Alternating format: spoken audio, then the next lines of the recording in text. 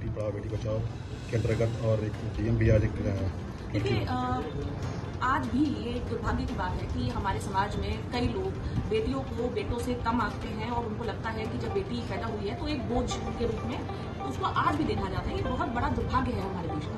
तो हमारा ये प्रयास है, सरकार का प्रयास है, प्रशासन का प्रयास है कि लोगों को ये हम बताएं कि बेटी कोई बोझ नहीं है और जिस प्रकार से जब बच्ची पैदा होती है तो हमें खुशियों को मनाना चाहिए। और हम भी जिला प्रशासन भी उन खुशियों में शरीक होने के लिए, सम्मिलित होने के लिए आज जिला अस्पताल में गए थे और हमने ये जन्मोत्सव किया।